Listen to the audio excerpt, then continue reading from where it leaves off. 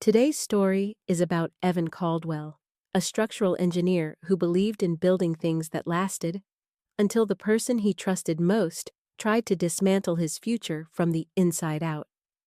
His wife didn't just betray him, she tried to erase him. Quietly, strategically. But what she didn't count on was that Evan knew how to watch for cracks long before things collapse. Stay with me, because this story isn't just about betrayal, it's about precision, resilience, and how one man turned theft into a legacy that no one could ever take from him. There's something I'd like to before mentioning we begin.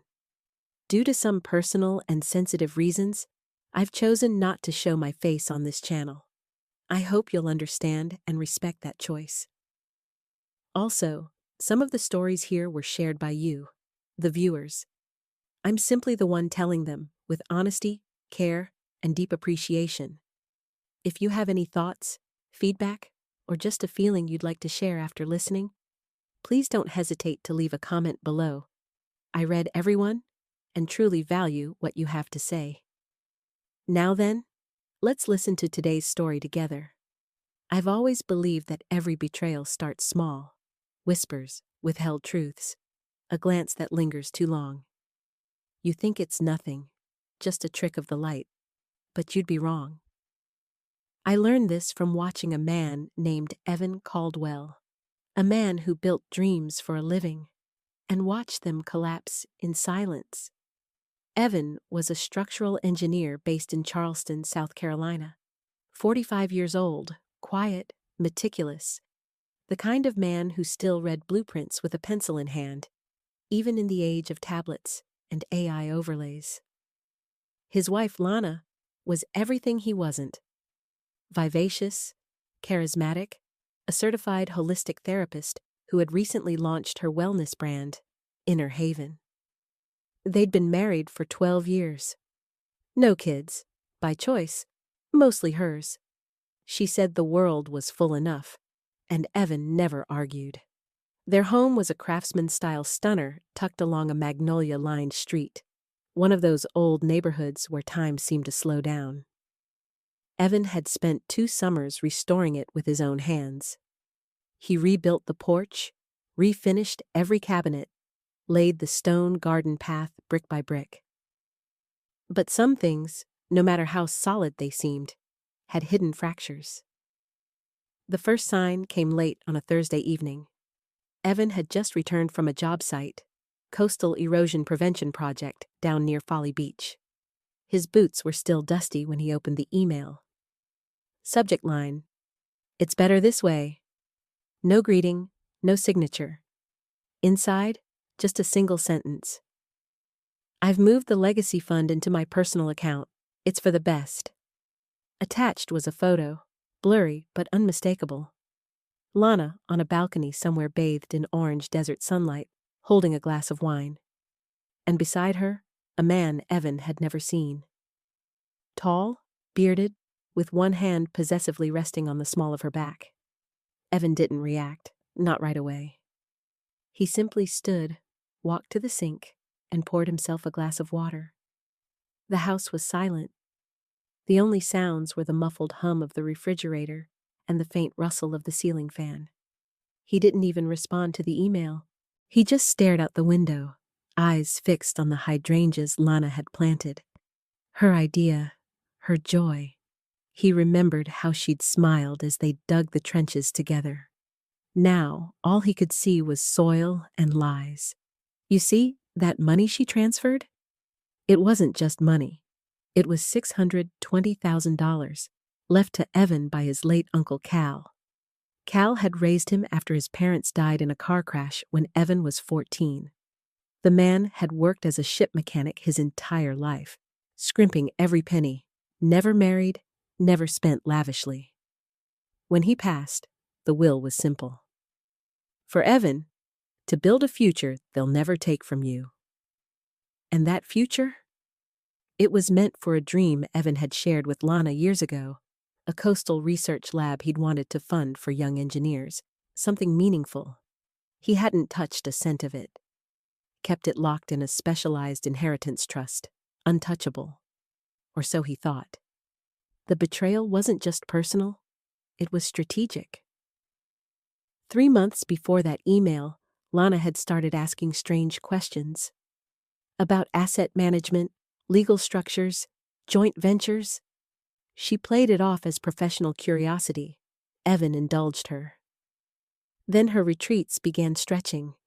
Weekends became 5-day inner cleanse journeys. And Evan noticed her phone stayed face down more often. Her tone shifted. She stopped calling from airports. When she did, her voice was distant, rehearsed. He tried to pretend it was stress, that maybe she just needed space. But deep down, he knew. And so did I. 2 weeks before the email, Evan had taken a quiet trip to Raleigh. There, he met with a legal advisor from his uncle's estate, an older woman named Marisol Train, sharp as a diamond and twice as cold. Evan laid everything out. The behavior changes, the evasions, the unprompted interest in financial accounts. Marisol didn't blink. "I've seen this movie before," she said. "We'll set up monitoring protocols, and if anyone tries to breach that trust, we'll know. Immediately." It was already too late. Because Lana wasn't just thinking about leaving. She was building something new, without Evan. What she didn't know? The funds had never been where she thought they were. Evan had transferred them into a tiered holding structure months earlier. All under an LLC he formed, Caldwell Futures. A name Lana never asked about, never even noticed.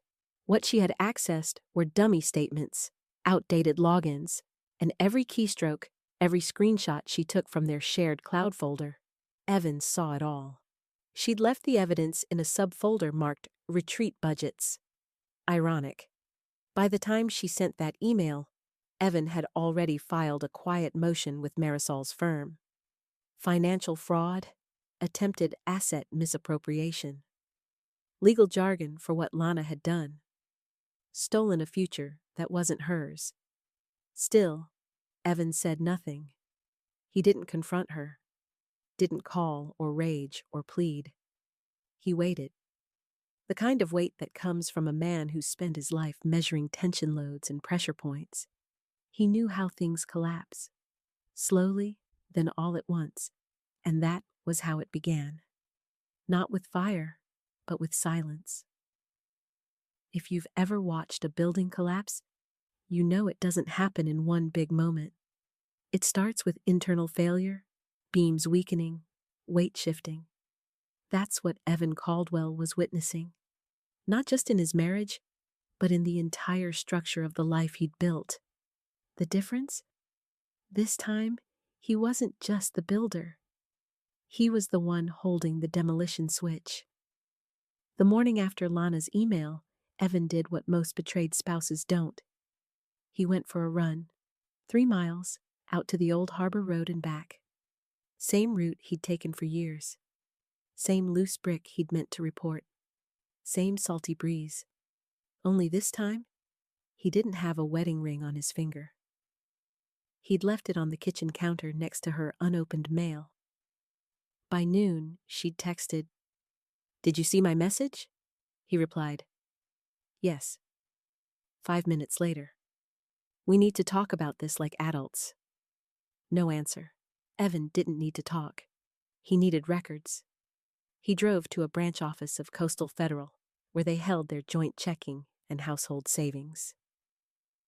The bank manager, Ms. Lemieux, greeted him warmly.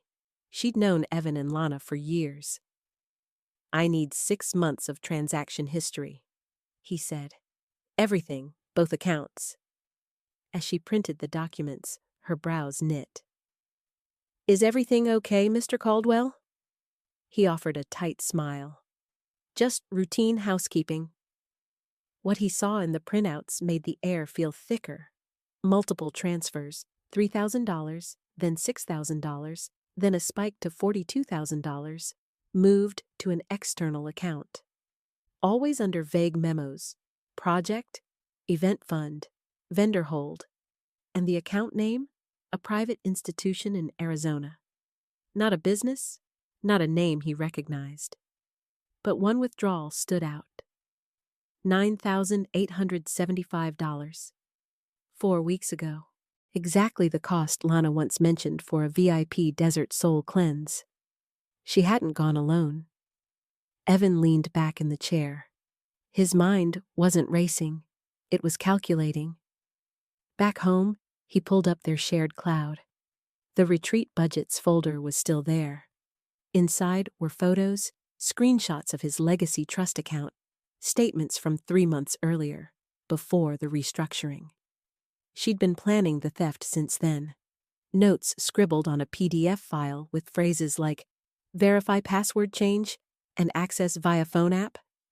She'd even drafted an exit strategy file. That night, Evan made his second move. He sent the entire folder to Marisol Train under the subject, Fraud Packet, Active. Within hours, she responded with a message only someone like her would write. Confirmation of breach attempt. Legal options expanding. Full protocol initiated. You'll hear from me soon. And she was right. The next day, he did. At 10:14 a.m., Lana called. You're blowing this out of proportion, she snapped. It was a misunderstanding. No, Evan said calmly. It was a miscalculation. She faltered. Don't be like this. The money wasn't even moved. I was angry. You said it was moved. I was trying to make a point. You made one. Click. From that point on, Lana didn't call. But someone else did. Her new attorney. A name Evan recognized from billboards. Darren Fletcher, divorce specialist with a reputation for aggressive settlements and celebrity clientele. He left a voicemail. Let's find a middle ground. There's no need to escalate. Evan sent it to Marisol. They had no idea how much he'd already escalated. See, he wasn't just playing defense. Evan had gone back to Coastal Federal the previous day and ordered a forensic audit of their joint accounts. His reason? Suspected unauthorized use? And as the records piled in, so did the proof. Thousands of dollars siphoned for a second life. Rent payments in a Scottsdale luxury complex. Uber receipts. Spa transactions. And one plane ticket, one way, from Charleston to Phoenix, booked under the name Jason Ellis. That name didn't appear anywhere in their contacts or social media, but it did show up in Lana's retreat marketing, in small print. Special guest practitioner, Jason Ellis, breathwork facilitator and somatic integration coach. Translation, her lover. Evan wasn't angry, not in the way most people would be. He felt something colder, cleaner. This wasn't about love lost. It was about theft, deception, and breach of trust. Structural failures. He scheduled a meeting with Thomas Gray, a Charleston-based family law attorney with a military bearing and a reputation for strategic counterattacks. Thomas read through the case file, then looked up. You've done most of my job already, he said. I build things, Evan replied, and I know what to watch when they start to fall apart.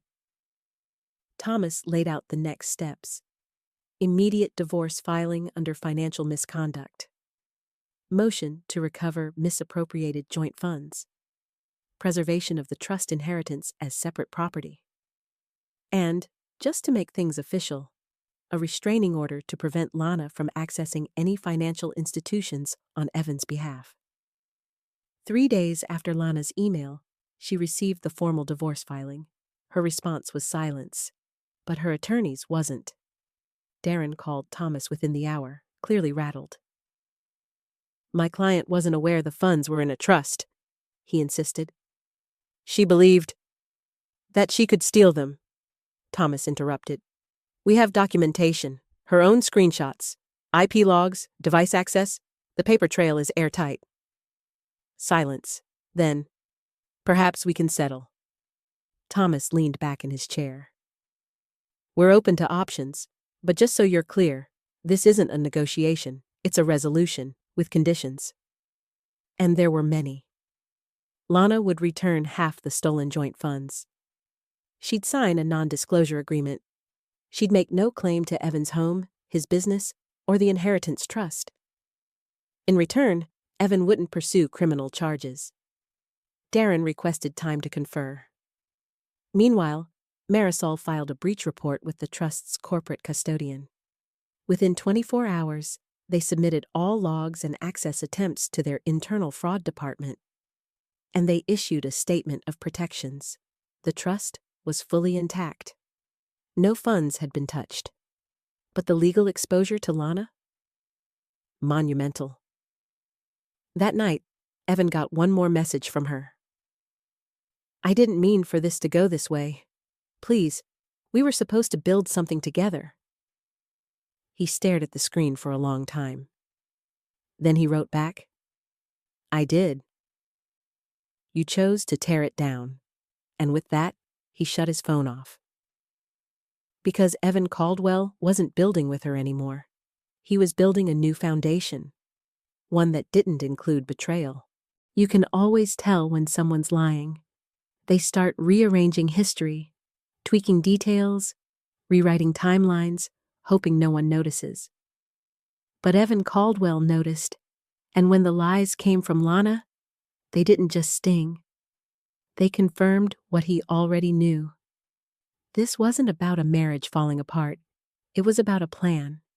Calculated, methodical, cold. 4 days after Evan filed for divorce, the storm hit. Lana's new attorney, Darren Fletcher, filed a motion attempting to freeze assets, claiming joint entitlement to the inheritance. Thomas Gray, Evan's attorney, countered immediately. He presented the trust structure, the irrevocable designation, and a declaration from Marisol confirming it had never been legally commingled. The court dismissed Lana's motion the same day. But what struck Evan wasn't the desperation. It was the assumption. Lana believed she could bluff her way into his legacy. "She never understood you," Marisol had said on a call. "She never understood that a man who builds foundations for a living is always prepared for collapse." Still, Evan wanted answers, not to fix anything, but to complete the blueprint of deception. Because something didn't add up. She hadn't just tried to steal the inheritance. She'd been living a double life. Thomas's investigator, a retired FBI agent named Ruth Carlisle, had been quietly tracing financial threads for a week, and what she found peeled the mask right off Lana's carefully constructed life. 8 months ago, Lana had leased a luxury apartment in Scottsdale under her maiden name. It was paid through an account Evan had never known existed, a separate one, fed by transfers from their joint funds, disguised as business expenses for her retreats. The man from the photo? Jason Ellis, 39 years old. Former financial analyst turned breathwork guru.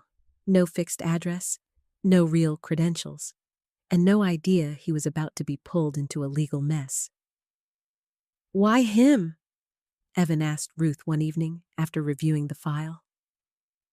"Because people like him sell illusions," she replied. "And people like her need to believe in something new before they're finished breaking the old."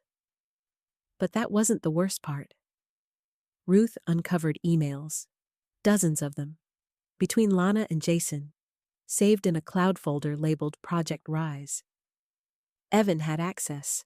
Lana never removed his permissions. Inside were discussions about money, future business expansions, even a new website draft for Elevate Wellness with Jason listed as co-founder, and a draft agreement where Evan's trust was mentioned by name. She hadn't just planned to steal the money. She'd already spent it, on paper at least. That weekend, Evan sat alone in the house he'd renovated, flipping through the prints Ruth had delivered. In one, Lana stood next to Jason at a canyon overlook, holding a yoga mat and laughing like she'd never laughed with Evan. He didn't feel jealousy. He felt completion. Because now, the whole structure was visible. Every lie, every hidden transfer, every smile she gave someone else while lying to his face. It was all there. And when the full plan is revealed, you don't mourn, you act. So Evan made a decision. No more settlements, no more compromise. He would offer one deal, final, non-negotiable. Lana would return all misappropriated funds, sign a non-disclosure agreement, surrender claims to all remaining assets, and vacate any shared financial space. In return, he wouldn't file criminal charges. If she refused, he'd proceed with full prosecution. The inheritance trust's custodians were already prepared to support the action. When Thomas sent the revised offer to Fletcher, the reply came within hours. We request an urgent meeting. Monday morning, they met in a neutral conference room. Lana was there in person. She looked thinner, tired, her usual confidence dulled. Evan watched her, not with anger, but like an engineer reviewing a failed structure, measuring stress fractures, understanding how and why it broke. Lana tried to speak first. I never wanted it to be like this. Evan didn't respond. Thomas slid the file across the table. These are the terms. No edits. Sign, and we're done. Lana picked up the pen, hesitated, then signed. She didn't look at Evan once, but he looked at her, long enough to remember everything she used to be, and everything she chose to become. After she left, Darren Fletcher stayed behind for a moment. This could have gone much worse. Thomas nodded. It still might, if your client breaches any part of the agreement. Fletcher didn't argue. He knew the score. Later that night, Evan received a notification. The funds, every cent Lana had drained from their joint accounts, were returned. He poured himself a glass of the bourbon he'd been saving for their anniversary, sat on the porch, listened to the quiet, and realized something profound. The betrayal hadn't destroyed him. It had clarified him. And now, with the rubble cleared, he could finally start rebuilding. There's a moment in every demolition where silence falls. Right after the dust settles, before the cleanup begins. That's where Evan Caldwell stood now, between devastation and reconstruction. The wreckage of his marriage no longer consumed him. It instructed him. He didn't chase closure. He didn't wait for apologies. He had work to do. After the settlement was signed and the funds returned, Evan began divesting, not out of fear, but out of precision. He closed joint accounts, removed Lana's name from everything, utility bills, deeds, even streaming services. Each click was a small exorcism, but not all debts were financial. There was one last question left unanswered. One final flaw in the blueprint Lana had left behind. Jason Ellis, the breathwork guru with a shadowed past and vague credentials. Ruth Carlyle, the investigator, had continued her quiet inquiry. What she discovered peeled away Jason's namaste veneer. Jason had once worked in private equity. Not for long, but long enough to be investigated by FINRA for questionable transfer activity. Never charged, but his firm collapsed months after he left. He reinvented himself as a spiritual coach. No license, no business filings, just charisma, cash payments, and a rotating list of retreats across the Southwest. But here's the part that made Evan sit up. Jason had been in Charleston, multiple times. Neighbors confirmed sightings. Evan's neighbor, Mr. Henley, even remembered seeing Jason's gray Tesla parked in their driveway on 2 separate weekends. One was when Evan was at a coastal engineering conference. The other? When he was sitting at his dying uncle's bedside. Jason had been in his house, in his kitchen, in his bed. That wasn't just betrayal. That was invasion. And while the settlement was legally binding, Evan wasn't done. He instructed Ruth to dig deeper. Not for revenge, not for gossip, but because he needed to understand the full scope of what he'd missed. The extent of what had happened while he was busy building a future, Lana had already sold to someone else. What they uncovered next? It changed everything. Jason and Lana had registered a new LLC just 2 months before her retreat, a company called Kelser Rising Wellness Ventures. Its filing address? The Scottsdale apartment Lana had secretly leased. Its mission? Holistic development spaces and therapeutic experiences. One of the registered business purposes? Infrastructure design and land acquisition. Evan stared at that line for a long time. She had planned to use his money to hire him. Not directly, but eventually. She'd told Jason in an email, recovered from the shared cloud, that she could convince Evan to assist with the layout, maybe even donate early concept work. She'd planned to take everything from him and then ask him to help build her next chapter. That was the moment something inside Evan broke loose. He wasn't going to sit in the ashes anymore. He would design what came next, on his terms. First, he met with a journalist, Claire Monroe, investigative reporter for a Charleston business journal. Claire had once covered Evan's coastal restoration project. She trusted him. And when he handed her the entire file, Lana's secret business, Jason's shady past, the financial trail, they didn't talk revenge. They talked exposure.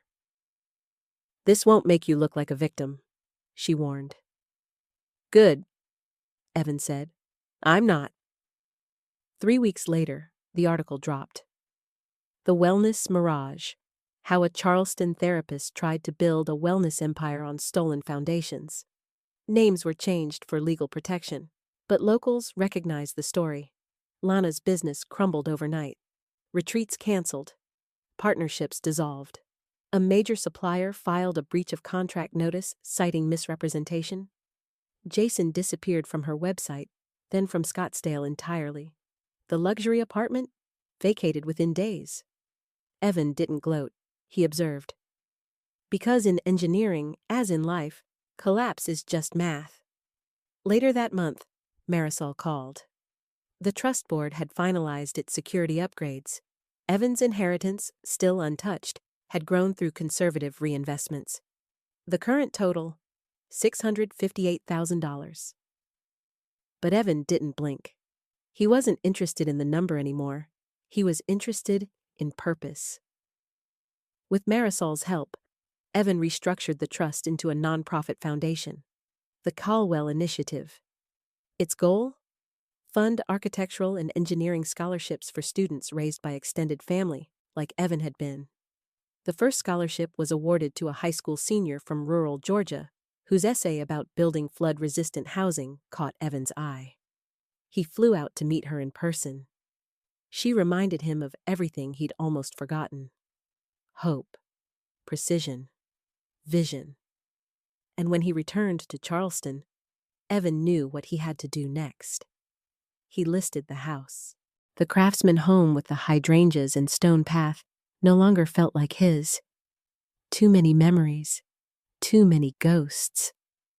A young couple bought it within a week, excited about the porch, the backyard, the energy. Evan moved into a modern downtown loft.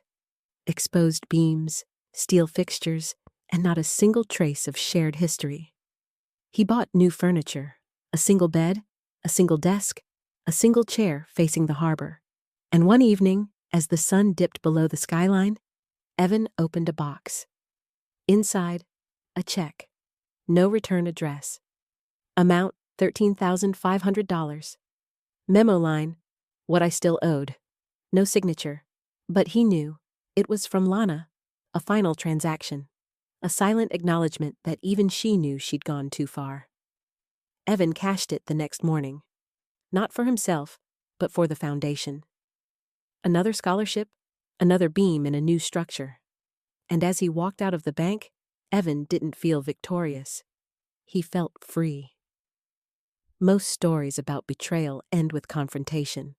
Raised voices, slammed doors, courtroom showdowns. But Evan Caldwell's didn't end like that. His story concluded the same way he had lived it, with precision, integrity, and a quiet kind of power no storm could shake. 6 months had passed since the day Lana sent that one-line email. The house was sold, the divorce finalized, and Jason Ellis had vanished from every digital and physical trace. Evan never saw Lana again, not in the courtroom, not in Charleston, not even in the final settlement meeting.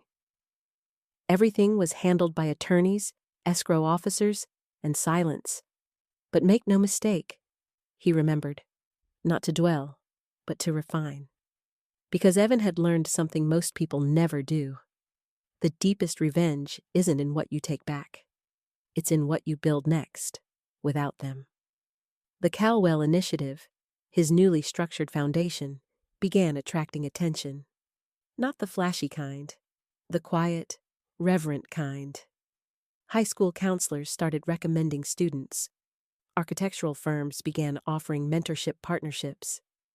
And the first 4 scholarship recipients, all teenagers from overlooked backgrounds, sent handwritten thank you letters. Evan framed them in his new loft. But there was more. Ruth Carlisle, his investigator, had kept tabs on Lana, not obsessively, just professionally. Lana had moved in with her sister in Flagstaff. Inner Haven was dissolved. Kelser Rising never took off. And Jason Ellis? He'd resurfaced in a social media post, teaching at a yoga festival in Costa Rica. Evan didn't follow up. He didn't need to. Some things didn't deserve a second glance. Instead, he focused forward. His engineering firm had offered him a senior partnership, but Evan declined. He didn't want to lead anymore. He wanted to create, consult, mentor, contribute without carrying other people's ambitions. He took on selective projects, a riverbank restoration in Savannah, a public library's new structural retrofit in Durham. He even guest lectured at a university one evening where a sophomore nervously asked, "How do you deal with collapse in your field?" Evan had smiled. "You design for it," he said. "Assume it's coming, and make sure when it does, the foundation holds."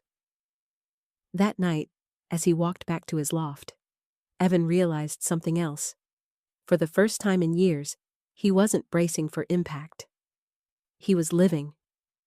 Claire Monroe, the journalist who'd exposed the Lana Jason scandal, emailed him one day. The piece had won a regional award. She asked if he wanted to do a follow-up. "People love redemption arcs," she wrote. "Yours might help someone." Evan replied, "Only if it's about the foundation, not the betrayal." She agreed. The article ran with the headline, "From Ruins to Blueprints, How One Man Turned Loss into Legacy." It focused on the scholarship recipients, the coastal projects, the mentorships. Evan's name became associated not with scandal, but with strength. And then came the letter, mailed, handwritten. No return address again. Inside were 3 words. "You were right." No signature, no apology, just that. He burned it in the kitchen sink. Because some truths don't need preserving. Evan wasn't interested in closure anymore. He was interested in clarity. And his life had never been more clear. One evening, while attending a community architecture panel, he met someone. Her name was Mila, a landscape architect with sharp wit, calloused hands, and no patience for pretense. She didn't ask about his past. She asked about his vision. And for the first time since the collapse, Evan shared it, openly, without editing. They started walking together after work, then cooking. Then one day, she asked if he wanted help designing a coastal lab he'd once mentioned years ago. He paused, then nodded. Because trust, like buildings, doesn't spring up instantly. It's constructed, carefully, honestly, layer by layer. One weekend, they visited the old harbor path where Evan used to run. The same cracked brick was still loose. This time, he stopped and fixed it with his boot. Mila laughed. "Engineer instincts? Evan smiled. Survivor instincts. And as they stood there, sunset washing the sky in gold, Evan realized something. You don't escape the past. You outbuild it, brick by brick, beam by beam. And if you do it right, what you build afterward? It'll stand longer than anything they tried to take.